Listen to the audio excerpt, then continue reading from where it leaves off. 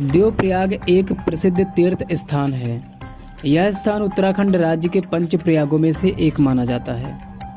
इस स्थान के बारे में यह कहा जाता है कि जब राजा भगीरथ ने गंगा को पृथ्वी पर उतारने के लिए मनाया तो 33 करोड़ देवी देवता भी गंगा के साथ स्वर्ग से उतरे और देवी देवता ने अपना आवास देवप्रयाग में बनाया, जो कि गंगा की जन्मभूमि है। संगम स्थल पर स्थित होने के कारण तीर्थराज प्रयाग की भांति ही देवप्रयाग का भी धार्मिक महत्व है। इस स्थान पर भागीरथी और अलकनंदा नदी का संगम होता है।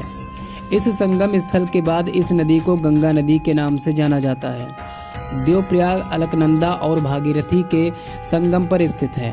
भागीरथी नदी गोमुख स्थान से 25 किलोमीटर लंबे गंगोत्री हिमनद से निकलती है। अलकनंदा नदी उत्तराखंड में सतपथ और भागीरथ खड़क नामक हिमनदों से निकलती है, जो कि गंगोत्री कहलाता है। देवप्रयाग समुद्र की सतह से 830 मीटर की ऊंचाई पर स्थित है। इस तीर्थ स्थान से ऋषिकेश सबसे निकटतम शहर है, जो कि देवप्रयाग से 70 किलोमीटर दूर है। इस स्थान के एक तरफ से अलकनंदा और दूसरी तरफ से भागीरथी आकर जिस बिंदु पर मिलते हैं वो दृश्य अत्यधिक अद्भुत लगता है। देवप्रयाग को सुदर्शन क्षेत्र भी कहा जाता है। कहा जाता है कि इस स्थान में एक भी कौवा नहीं दिखाई देता है। यह बात अपने आप में एक आश्चर्य की बात है। पौराणिक कथा के अनुसार ऋषि मुनि देव शर्मा ने इस जगह पर भगवान विष्णु की कठिन तपस्या करी थी।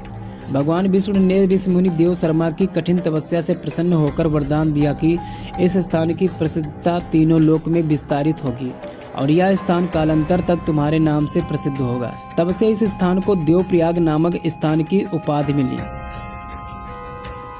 देवप्रयाग भगवान राम से जुड़ा एक विशिष्ट तीर्थ स्थान है। पौराणिक मान्यता के अनुसार भगवान राम जब लंका पर विजय प्राप्त करके वापस लौटे थे तो भगवान राम को ब्राह्मण हत्या यानी रावण वध के पाप से मुक्त होने के लिए ऋषि मुनि ने सुझाव दिया कि देवप्रयाग में भागीरथी और अलकनंदा के संगम तट पर तपस्या करने से ही भगवान राम को ब्राह्मण हत्या के दोष से मुक्ति मिल सकती है। इसलिए भगवान राम ने नदियों के संगम स्थल के समीप साधना स्थली में एक शिला पर बैठकर लंबी अवधि तक तप किया और वर्तमान समय में पंडित पुरोहित उस शिला को दिखाते हैं। उस विशाल शिला पर आज भी ऐसे निशान बने हैं जैसे कि लंबे समय तक किसी के शिला पर पलथी मारकर बैठने से घिसकर बने हों। गंगा माँ के मंदिर के समीप ही संगम के किनारे पर छोटी सी गुफा स्थित है, जो कि हनुमान गुफा के नाम से जानी जाती है। देवप्रयाग में स्थित हनुमान गुफा के बारे में यह मान्यता है कि भगवान हनुमान इस स्थान पर आए थे और उन्होंने देवप्रयाग में पवित्र स्नान करने के बाद श्री राम पर ध्यान लगाया और वर्तमान समय में देवप्रयाग में एक चट्टान के ऊपर श्री हनुमान जी की मूर्ति उभरी हुई है। गढ़वाल क्षेत्र की मान्यता अनुसार भागीरथी नदी को सास तथा अलकनंदा नदी को बहु भी कहा जाता है।